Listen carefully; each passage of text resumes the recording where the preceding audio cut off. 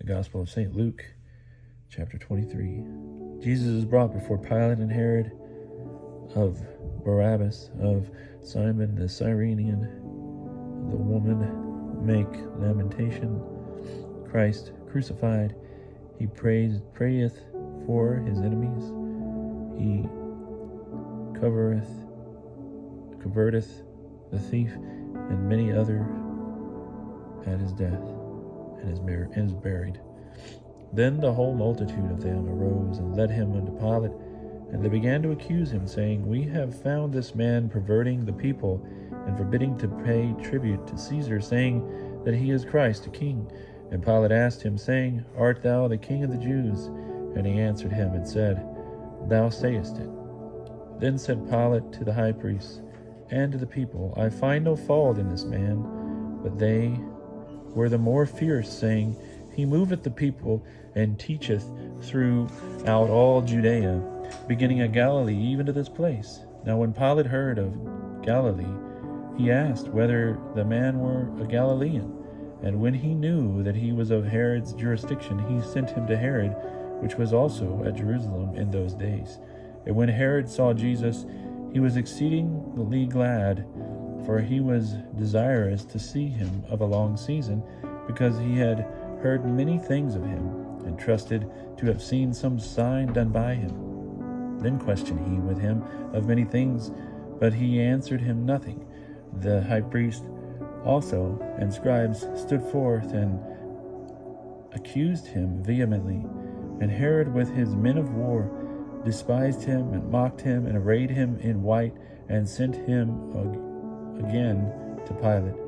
And the same day Pilate and Herod were made friends together, for before they were enemies one to another.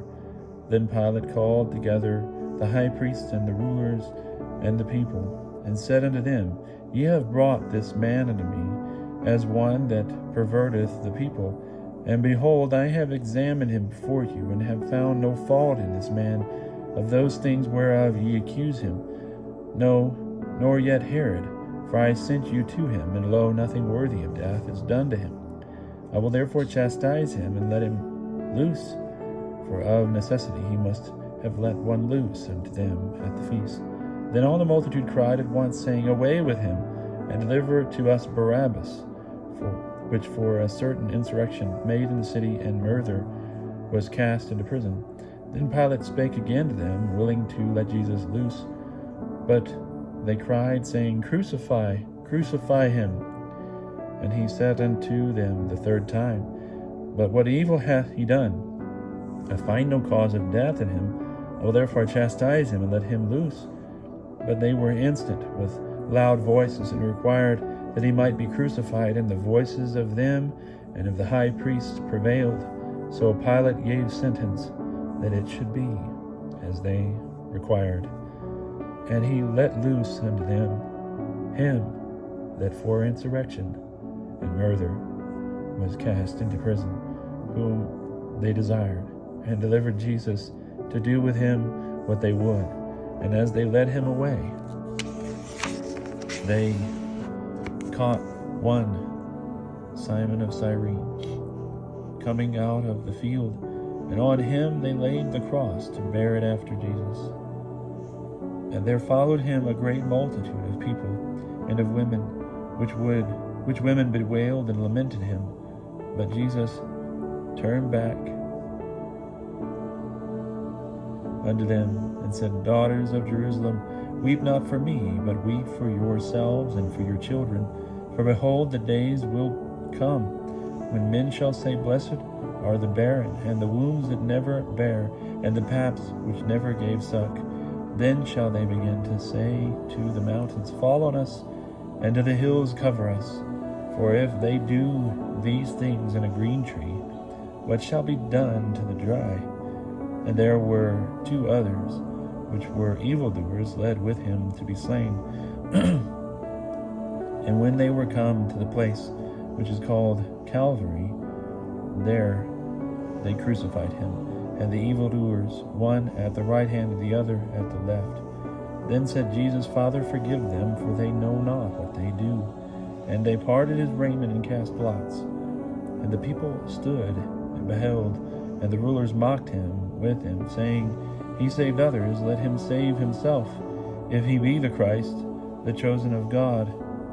The soldiers also mocked him, and came and offered him vinegar, and said, If thou be the king of the Jews, save thyself. And a superscription was also written over him in Greek letters and in Latin and in Hebrew, This is the King of the Jews.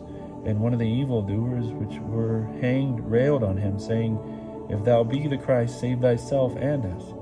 But the other answered and rebuked him, saying, Fearest thou not God, seeing thou art in the same condemnation? We are indeed righteously here, for we receive things worthy of that we have done, but this man hath done nothing amiss. And he said unto Jesus, Lord, remember me when thou comest into thy kingdom. Then Jesus said unto him, Verily I say unto thee, today shalt thou be with me in paradise. And it was about the 6th hour, and there was a darkness over all the land until the 9th hour.